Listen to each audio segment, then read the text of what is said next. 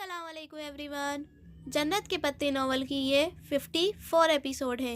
चलिए शुरू करते हैं। स्क्रीन की रोशनी के सफ़ेद पर्दे चेहरे को भड़का रही थी।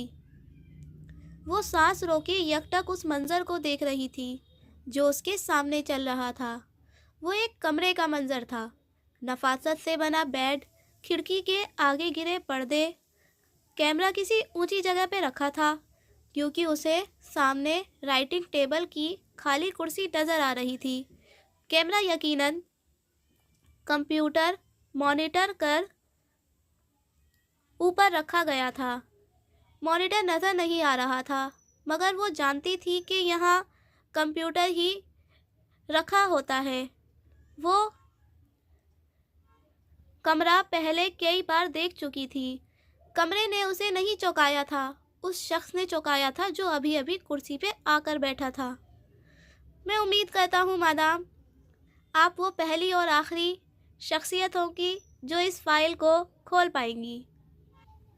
उसके हाथ में मूंगफली का पैकेट था जिसे खोलते हुए वो मुखातिब था। किससे? यकीनन हया से। वो सांस रोके उसे देखे गई। मेरा नाम जिहान सिकंदर अहमद है। बहुत परसुकून से अंदाज में गोया उसे देखते हुए कह रहा था। मेजर जिहान सिकंदर अहमद। अहमद मेरे दादा का नाम था और यही मेरा सरनेम है। मैं जानता हूँ तुम ये समझती हो कि मैं यानी मेजर अहमद पिंकी था। ऐसा नहीं है, मैं पिंकी नहीं था। बात करने के साथ साथ वो थोड़ी थोड़ी देर बाद मूंगफली निकाल कर मुंह में रखता था। वो बुत बनी उसे देख रही थी, बिना पलक झपके, दम साधे। चंद लम्हे ठहर कर वो बोला, मैं डॉली था, याद है तुम्हें? गेम जीतने के बाद किंग मेकर की मखसूस मुस्कुराहट। वो उसे नहीं जानती थी, नहीं पहचानती थी। एक चौथे नाम से भी तुम मुझे जानती हो, अब्दुल रहमान पाशा, होटल ग्रैंड का मालिक, एक बुरा आदमी। वो गोया सांस लेने के लिए रुका, फिर नफ़ी में सर हिलाया। मैं बुरा आदमी नहीं हूँ, ना कभी था। मैं चाहता था कि तुम मुझे खुद तलाश करो, मुझे खुद ढूंढो, मुझे डिस्क्लोज करो। बहुत बार मैंने तुम्हें बताने की कोशिश की मगर तुम नहीं समझ सकी। सो मैंने चाहा कि मैं तुम्हें खुद ही बता दूं। वो अब टेक लगाकर कुर्सी पे बैठा जैसे याद करके सोच सोच कर बोल रहा था। उसकी निगाहें दूर किसी गैर मरई नुक्ते पे जमी थीं। वो बिल्कुल सांस रोके दम साधे उसे देख रही थी। ये उसकी ज़िंदगी का सबसे बड़ा सरप्राइज़ था। मैंने तुम्हें सब कुछ डायरेक्टली इसलिए नहीं बताया क्योंकि मैं कभी इतनी आसानी से इतने साफ लफ्ज़ों में किसी को कुछ नहीं कहा करता। मेरे पेशे का यही तकाजा है और मैंने अपनी उम्र का एक बड़ा हिस्सा इन्फॉर्मेशन इनकोड और डिकोड करने में सर्फ किया है। इसलिए मैंने एक पज़ल तरतीब दिया, एक ट्रेजर हंट, और तुम उसे हल करोगी ये मैं जानता था। कब करोगी? तब मैं कहाँ होऊंगा, जिंदा भी होऊंगा या नहीं, बाहर होऊंगा या फिर जेल में, मैं नहीं जानता। बस इतना जानता हूँ कि तुम इसे हल कर लोगी। जुलाई की गर्मी में ही उसके हाथ पैर बर्फ़ बन रहे थे। वो पलकें बिल्कुल भी नहीं झपक पा रही थी। वो बस स्क्रीन को देख रही थी, ऐसे जैसे उसने कभी उसे ना देखा हो। वो वाकई पहली दफ़ा उस शख्स से मिल रही थी। जब तक इंसान किसी दूसरे की जगह पे खड़ा नहीं होता, वो जान ही नहीं पाता कि असल कहानी क्या है। एक ही रिवायत में अगर راوی اور مروی کی جگہ بدل دو تو سارا قصہ ہی بدل کر رہ جاتا۔ پچھلے چند ماہ میں تمہاری زندگی کی کہانی کا حصہ رہا ہوں۔ اب میں چاہتا ہوں کہ تم میری طرف کی کہانی سنو۔ بات کے اختتام پہ وہ مسکرایا تھا۔ اسے کہتے ہیں اپنی کہانیوں کو سویپ کرنا، رائٹ؟ یو آر رائٹ، بے اختیار اس کے لبوں سے نکلا تھا۔ وہ ابھی تک پلکیں نہیں جھپک پا رہی تھی۔ وہ ماہ دسمبر کے اسلام آباد کی خوبصورت ٹھنڈی سی سے پہر تھی۔ بادل ہر سو چھائے تھے، سبز درخت، سیاہ بادل، سرمئی سڑک، ایک پرسکون ٹھنڈا سا امتزاج۔ وہ پینٹ کی جیبوں میں ہاتھ ڈالے سر جھکائے سڑک کے کنارے چل رہا تھا۔ جس ہوٹل میں اسے جانا تھا وہ وہاں سے چند گز کے فاصلے پہ تھا۔ وہ عادتاً ٹیکسی سے مطلوبہ مقام سے ذرا دور اترا تھا، اب اسے پیدل چل کر ہوٹل تک جانا تھا۔ وہ وہی کر رہا تھا، مگر سر کے پچھلے حصے میں اٹھتا درد شدت اختیار کرتا جا رہا تھا۔ وہ مائیگرین نہیں تھا، مگر شدت ویسی ہی تھی۔ وہ ظاہر نہیں کرتا تھا، لیکن تکلیف کبھی کبھی ناقابل برداشت ہو جاتی تھی۔ یہ الگ بات تھی کہ ابھی اس کی ذہنی اذیت کا بڑا سبب ممی کی باتیں بنی ہوئی تھیں، جو صبح سے اس کے دماغ کو گھما رہی تھی۔ جب ممی غصے سے اسے جہان سکندر کہہ کر مخاطب کرتی تو اس کا مطلب یہ ہوتا کہ اب اگر وہ بات نہیں مانے گا تو وہ ہرٹ ہوں گی۔ ایسے مواقع کم ہی آتے تھے، مگر جب آتے تو اسے دکھی کر جاتے۔ تب اس کے پاس بات ماننے کے علاوہ کوئی چارہ نہ ہوتا۔ آج بھی نہیں تھا۔ آج تو ممی نے کال کے اختتام پہ طعنہ بھی دے دیا تھا، جہان سکندر، تم مجھ سے زیادہ اپنے باس کی مانتے ہو، مجھے اب یہی لگا ہے۔ ہوٹل کا بیرونی گیٹ سامنے تھا۔ وہ چھوٹے چھوٹے قدم اٹھاتا اندر داخل ہوا۔ اسے کسی نے نہیں روکا، البتہ آج معمول سے زیادہ سیکیورٹی نظر آ رہی تھی۔ انٹرنس کینوپی کی طرف جاتے ہوئے وہ محتاط نظروں سے اطراف کا جائزہ لے رہا تھا۔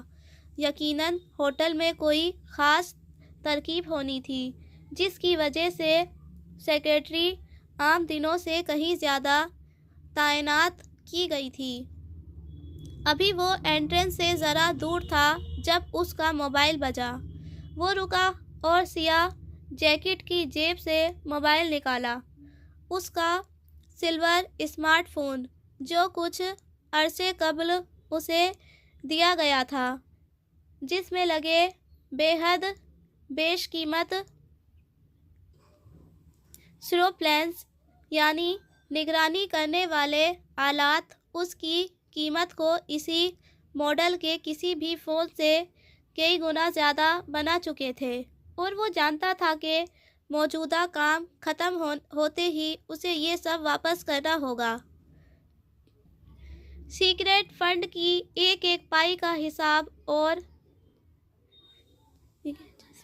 جسٹیفیکیشن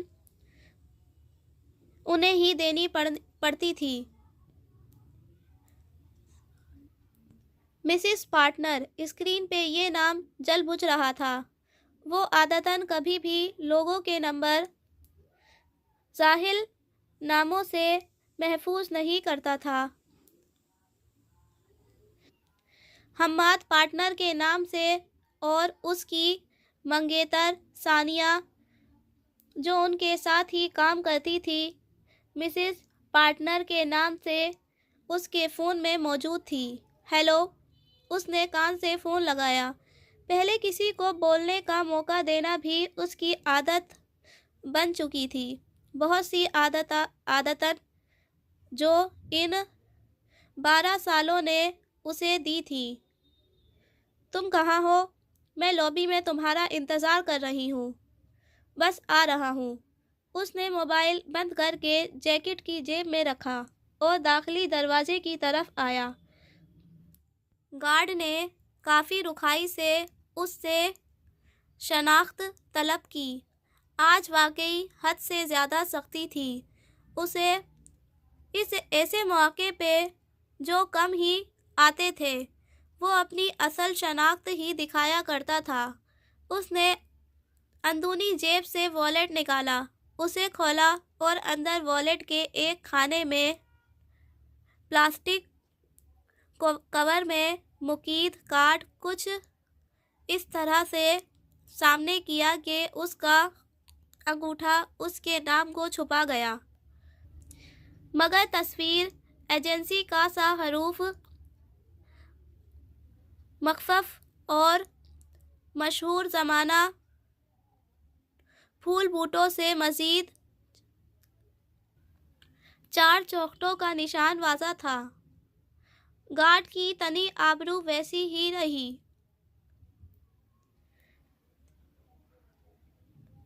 ایڑیاں خود بخود مل گئی اور سر کہتے ہوئے اس نے ذرا پیچھے ہٹ کر راستہ دیا۔ وہ سپاٹ چہرے کے ساتھ والیٹ واپس رکھتا اتر کی جانب بڑھ گیا۔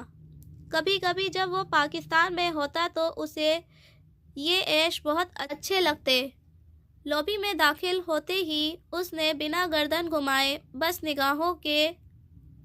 نگاہوں سے چھت، فانوسی اور دیواروں کے کونوں میں لگے سیکیورٹی کیمروں کا جائزہ لیا۔ کتنے کیمرے تھے؟ ان کا رخ کیا تھا؟ ڈیوٹی پہ کتنے گارڈ موجود تھے؟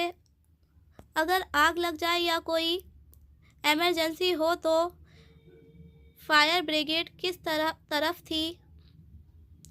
اور اس جیسی بہت سی باریکیوں کو جانچ کر وہ لابی میں موجود صوفوں کی جانب بڑھ گیا، جدھر ثانیہ ایک صوفے پہ بیٹھی تھی۔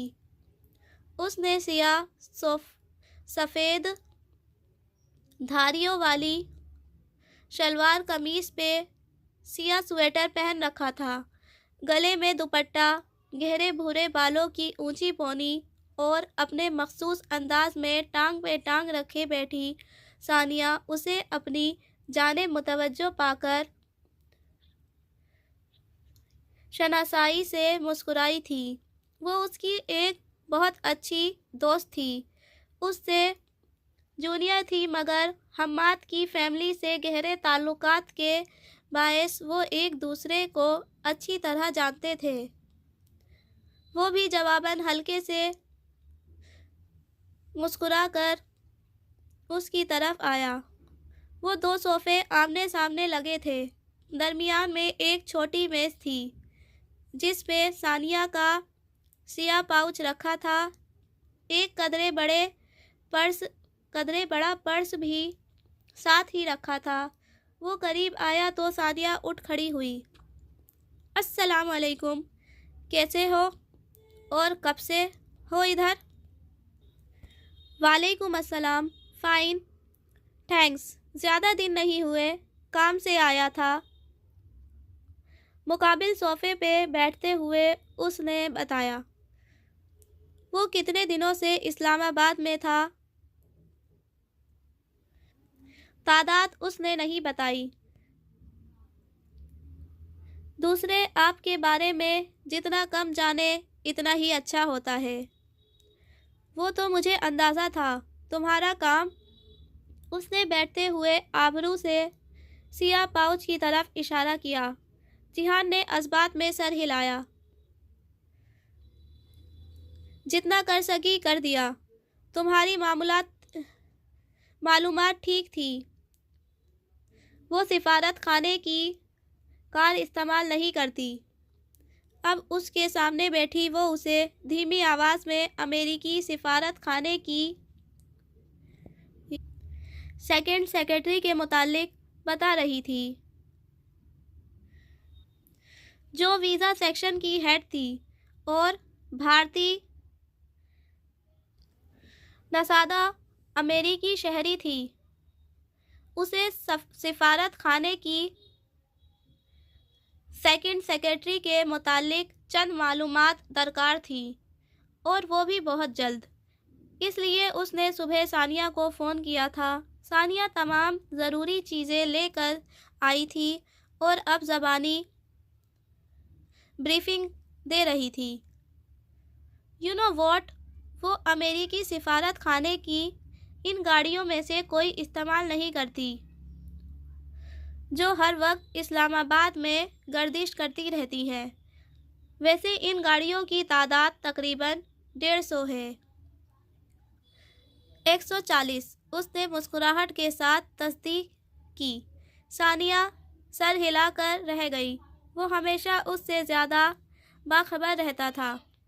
بہرحال وہ ان میں سے کسی گاڑی پر سفر نہیں کرتی کیونکہ اس کو ایک جگہ کہتے سنا گیا تھا کہ ان 140 گاڑیوں میں سے کسی ایک کا دروازہ بھی کھلے تو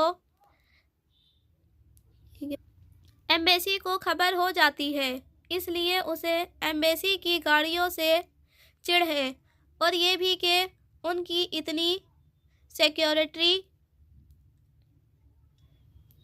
ٹی سی میں نہیں ہوتی جتنی اسلام آباد میں ہوتی ہے۔ اس کے باوجود امریکی سفارت کار خود کہہ کر اپنی پوسٹنگ اسلام آباد کرواتے ہیں، کراچی سے بھاگتے ہیں، مگر اسلام آباد تو ان کے لیے جنت ہے۔ چند منٹ وہ دونوں سفارت خانے کی باتیں کرتے رہے، نام لیے بغیر بے ضرر سی باتیں۔ پھر لمحے بھر کو جب دونوں خاموش ہو گئے تو ثانیہ نے موضوع بدلا۔ کوئی اور کام بھی ہے اسلام آباد میں؟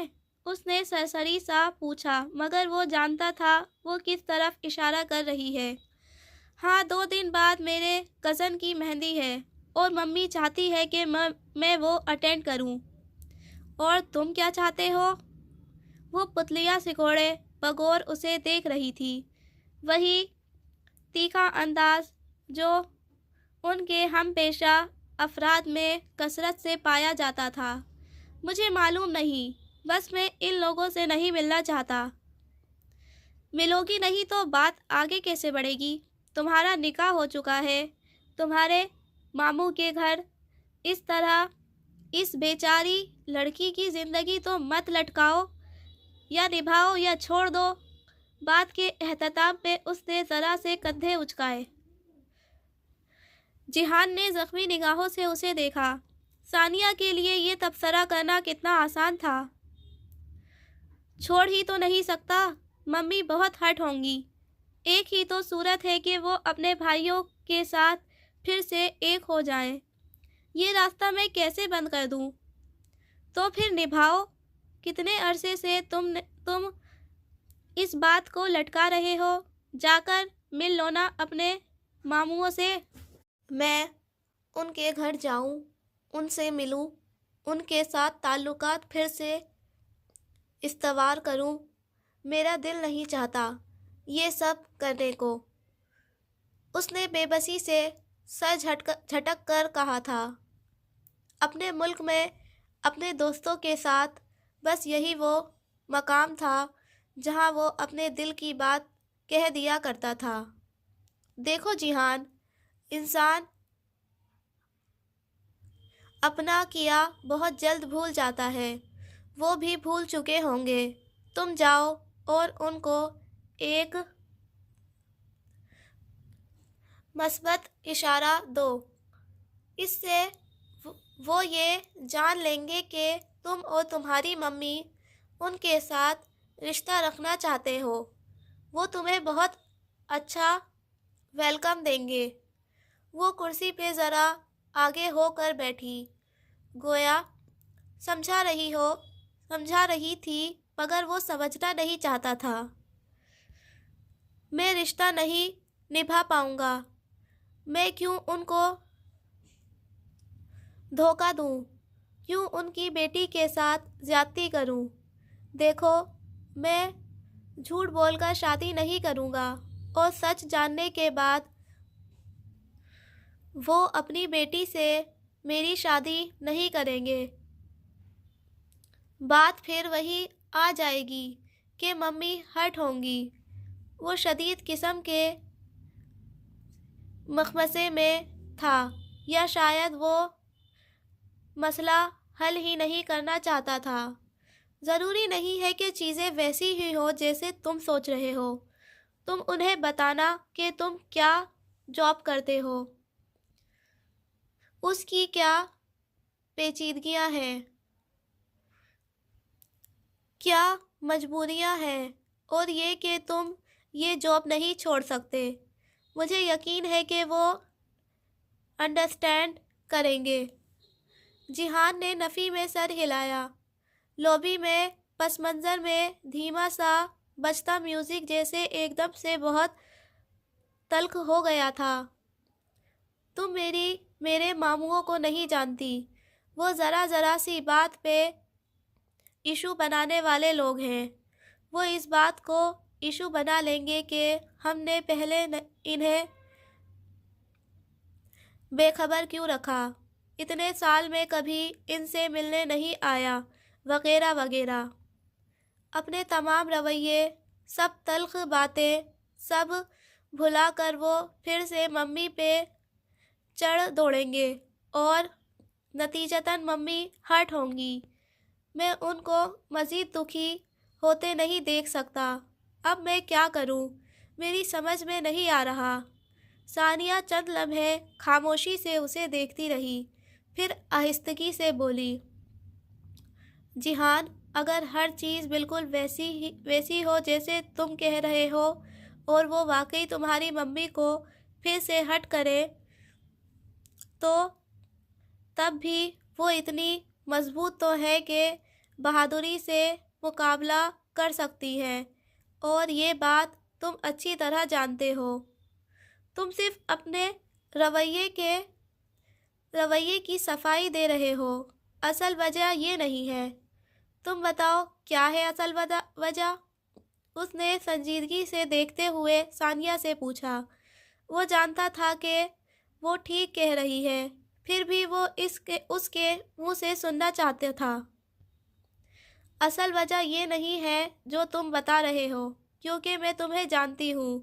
مجھے یقین ہے کہ تم جب انہیں بتاؤ گے کہ تم صرف ایک آرمی آفیسر نہیں بلکہ ایک جاسوس بھی ہو، اور وہ اس پہ رد عمل ظاہر کریں، تب بھی تم آدھے گھنٹے میں انہیں مطمئن اور قائل کر لو گے۔ نہیں، میں انہیں قائل نہیں کر سکتا۔ وہ جانتے بوجھتے کبھی بھی اپنی بیٹی کی شادی کسی ایسے جاسوس سے نہیں کریں گے جس کی زندگی کا کوئی بھروسہ نہیں ہو، جو ان کی بیٹی کے ساتھ نہ رہے بلکہ کسی دوسرے ملک میں کسی دوسرے نام کے ساتھ زندگی گزارے، جو وہاں مر بھی جائے تو مہینوں ان کی بیٹی کو پتہ نہ چلے کہ اس کی قبر کہاں ہے۔ اذیت سے کہتے ہوئے وہ کرسی پہ ذرا پیچھے ہوا۔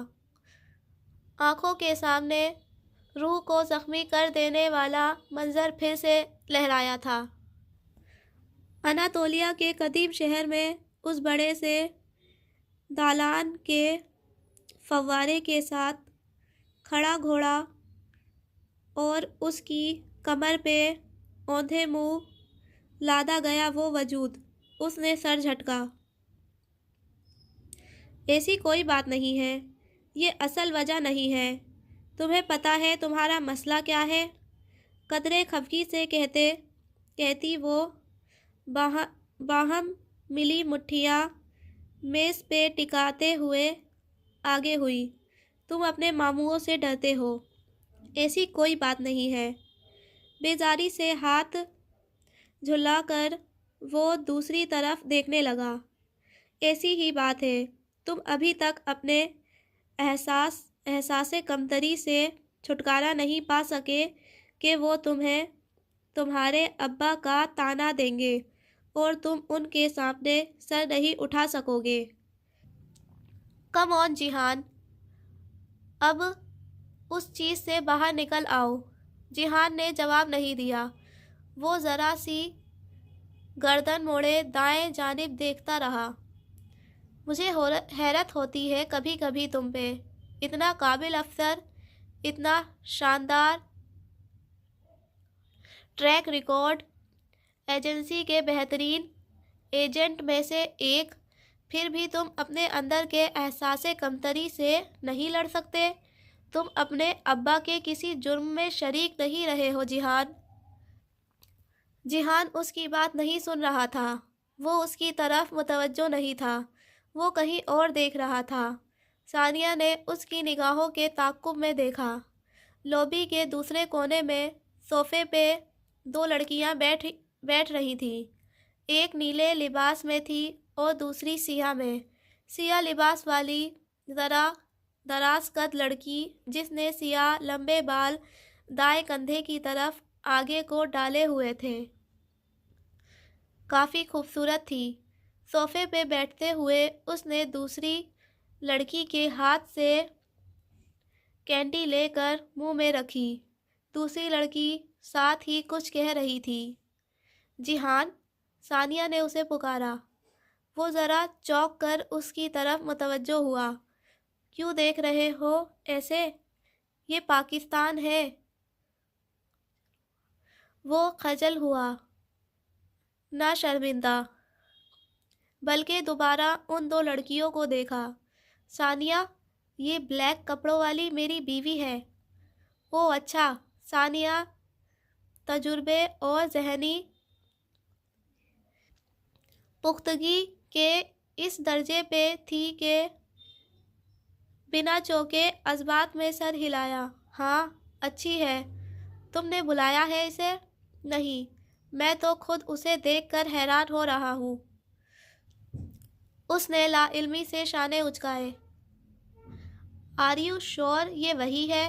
ہاں، میں نے اس کی پکچر دیکھ رکھی ہے۔ ثانیہ نے اب کے ذرا احتیاط سے گردن پھیر کر اسے دیکھا۔ سیاہ لباس والی کو جیسے مرچیں لگی تھیں۔ کینڈی غالباً مرچوں والی تھی۔ اس کی آنکھوں میں پانی آ گیا تھا اور ناک سرخ پڑ گئی تھی۔ وہ جیسے خفگی سے ساتھ والی کو ڈانٹنے لگی جو ہنس رہی تھی۔ کیا وہ تمہیں پہچان لے گی؟ معلوم نہیں، میں تصویروں کے معاملے میں احتیاط برتتا ہوں۔ سو شاید نہیں۔ وہ بہت غور سے دور بیٹھی لڑکی کا سرخ پڑتا چہرہ دیکھ رہا تھا۔ اتنی نزاکت، اسے مایوسی ہوئی تھی۔ یہ یہاں کیا کر رہی ہے؟ وہ جیسے خود سے بولا۔ پتہ کرو۔ ثانیہ کی بات پہ اس نے اثبات میں سر کو جنبش دی۔ وہ اٹھ گئی۔ اسی وقت سیاہ لباس والی لڑکی کلائی پہ بندھی گھڑی دیکھتی اٹھی تھی۔ انہیں شاید کہیں پہنچنا تھا۔ یہ کہاں پڑھتی ہے؟ ثانیہ نے جاتے ہوئے پوچھا۔ انٹرنیشنل اسلامیت یونیورسٹی، شریعہ اینڈ لاء، 7واں سیمسٹر۔ ممی کی دی ہوئی معلومات اس نے جو کی تیوں دہرا دی، اور اس کا نام حیا سلیمان ہے۔ ثانیہ سر ہلا کر آگے بڑھ گئی۔ وہ دونوں لڑکیاں اب لابی پار کر رہی تھیں۔ ثانیہ سیدھی ان کے پاس نہیں گئی، بلکہ پہلے اس نے قریب بنے کیفے کی طرف جاتے راستے پہ تیز تیز چلتے ایک ویٹر کو روکا اور اس سے ٹرے لی جس میں کافی کے 4 کپ رکھے تھے۔ وہ یقیناً عملے سے واقف تھی، سو ویٹر سر ہلا کر آگے چلا گیا۔ ثانیہ ٹرے اٹھائے ان دو لڑکیوں کی طرف بڑھ گئی جو اب لوبی کے آخری سرے تک پہنچ چکی تھی۔ اس نے کچھ کہہ کر انہیں روکا۔ وہ دونوں پلٹی تھی۔ اتنی دور سے وہ ان کی گفتگو نہیں سن سکتا تھا مگر ان کے تاثرات بخوبی دیکھ رہا تھا۔ ثانیہ نے ٹرے اسی لیے پکڑ رکھی تھی تاکہ وہ یہ تاثرات دے سکے کہ وہ لوبی کے قریب ہی کیفے جس میں سیلف سروس موجود تھی سے اٹھ کر آئی ہے۔ اس کیفے کے انٹرنس پہ آ کر آپ موجود ہوں تو لوبی وہاں سے صاف نظر آتی ہے اور ان سے بات کر کے وہ فوراً سیدھی جیہان کی طرف آنے کی بجائے اندر کیفے میں چلی گئی تاکہ وہ لڑکیاں اس طرف نہ دیکھ پائیں جہاں وہ بیٹھا تھا۔ سیاہ لباس والی لڑکی اچنبھے سے نفی میں سر ہلاتی کچھ کہہ رہی تھی۔ ان سے کافی فاصلے میں بیٹھا وہ انہیں ہی دیکھ رہا تھا۔ دفعتاً اسے احساس ہوا کہ وہ اکیلا نہیں ہے بلکہ دوسرے بہت سے لوگ بھی جو آس پاس سے گزر رہے تھے گردن موڑ کر ایک دفعہ اس پہ نگاہ ضرور ڈالتے تھے۔ اس نے قدرے بے چینی سے پہلو بدلا۔ اسے کیا برا لگا تھا وہ فیصلہ نہ کر سکا۔ چیریٹی لنچ ہے کوئی اسی لیے آئی ہے۔ ثانیہ ان کو بھیجنے کے بعد کیفے چلی گئی تھی اور اب جبکہ وہ لڑکیاں اندر جا چکی تھیں وہ واپس آئی اور صوفے پہ بیٹھتے ہوئے بتانے لگی۔ اس نے اثبات میں سر ہلایا۔ غیر معمولی سیکیورٹی کی وجہ سے اس کی سمجھ میں آ گئی تھی۔ کیا بات ہوئی؟ وہ سرسری سے انداز میں پوچھنے لگا۔ بس وہی پرانا حربہ کہ آپ کو میں نے اصول الدین ڈپارٹمنٹ میں دیکھا تھا اور متوقع طور پہ اس نے مجھے نہیں پہچانا۔ پھر میں نے پوچھ لیا کہ ادھر کس لیے آئی ہیں وہ سو اس نے بتا دیا۔ وہ خاموشی سے بیٹھا رہا۔ کچھ اسے بہت برا لگا تھا۔ پھر جاؤ گے آج اس کے گھر؟ ہاں جاؤں گا۔ اس نے اثبات میں سر ہلایا مگر وہ اچھا نہیں محسوس کر رہا تھا۔ اسے عجیب سے اتفاق نے ایک دم بہت کچھ بدل دیا تھا۔ خالی ہاتھ مت جانا، کچھ لے کر جانا۔ میں ترکی سے ان کے لیے کچھ نہیں لایا، خالی ہاتھ ہی جاؤں گا۔ اچھا پھر کچھ خرید کر لے جانا، اچھا امپریشن پڑے گا۔ چلو چل کر کچھ کھاتے ہیں۔ وہ جیسے جان گئی تھی کہ اس کا موڈ اچھا نہیں ہے سو اٹھتے ہوئے بولی۔ وہ خاموشی سے اٹھ کھڑا ہوا اور میز پہ رکھا سیاہ پاؤچ اٹھا کر جیکٹ کی جیب میں ڈال لیا۔ تم اپسیٹ لگ رہے ہو۔ نہیں بالکل نہیں۔ وہ زبردستی مسکرایا۔ تم سناؤ کب تک تمہارا منگیتر دوبارہ مجھ جتنا ہینڈسم ہو جائے گا؟ چند سیکشن مزید لگیں گے۔ برین کافی زیادہ ہے۔ بات کا رخ بدلنے پہ ثانیہ اسے حماد کے بارے میں بتانے لگی۔ کچھ عرصے قبل ایک حادثے میں اس کا چہرہ قدرے مسک ہو گیا تھا، البتہ سرجری سے وہ بہتر ہو رہا تھا۔ وہ بے توجہی سے سنتا گیا، اس کا ذہن وہیں پیچھے تھا۔ پھر جب ثانیہ چلی گئی تو وہ باہر آ گیا۔ اسلام آباد کی ٹھنڈی سرمئی سڑک کے کنارے چلتے ہوئے اس کے دل و دماغ میں ثانیہ کی باتیں مسلسل گونج رہی تھیں۔ اس چیز سے باہر نکل آؤ۔ تم اپنے ابا کے کسی جرم میں شریک نہیں رہے ہو جیہان۔ اس چیز سے باہر نکل آؤ۔ اذیت کی ایک شدید لہر اس کے اندر اٹھی۔ آنکھوں کے سامنے وہ زخمی کر دینے والا منظر پھر لہرایا۔ ثانیہ غلط تھی۔ ایک جرم میں وہ اپنے باپ کے ساتھ کسی حد تک شریک رہا تھا۔